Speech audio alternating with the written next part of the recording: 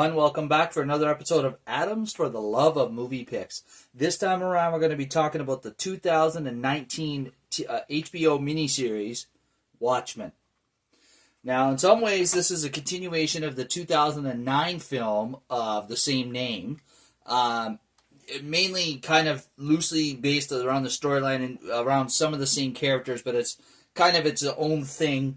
And, it says that on the back that it's, set in an alternate history. What that means is the alternate history from our own. It's still based off the history that takes place in the first Watchmen movie. But it's, based on real history, it's alternated. So that's what that means. So, the Watchmen movie, for the most part, took place in the mid-'80s, with, going through a few decades, the 40s, the 50s, the 60s, the 70s. For the most part, it took place in the mid-'80s, whereas this one takes place in the here and now, 2019. This show stars Regina King as Angela Abar, Sister Knight, Yaha Abdul Mateen II as Cal Abar, Tom Milson as Mr. Phillip, the Game Warden, Sarah Vickers as Mr. Crookshanks.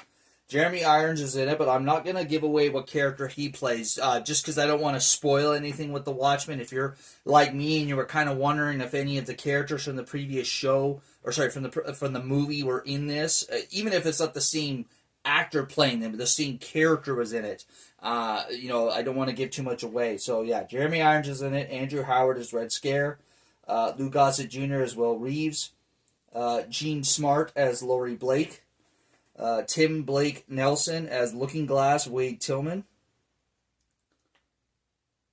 James Wolk as Joe Keane,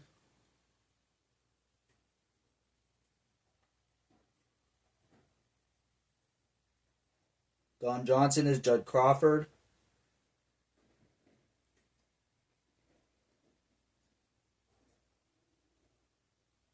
Henry Louis Gates Jr. as Skip Gates,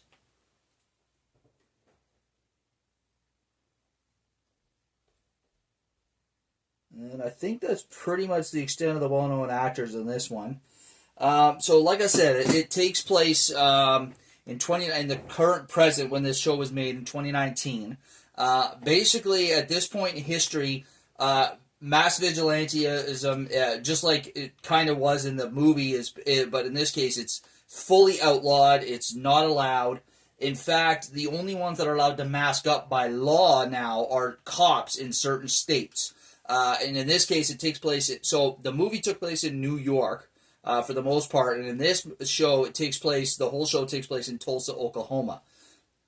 And in Oklahoma, all the police force, Tulsa, Oklahoma, the whole police force wears masks to protect their identities because there was a mass cop shooting event by a rogue gang, strange enough, that are the Rorschachs. Which was one of the characters in the previous Watchmen. Except this time they're wearing Rorschach masks as the bad guys. They're the bad guys. They're referred to as the 7th Cavalry, and they wear Rorschach masks.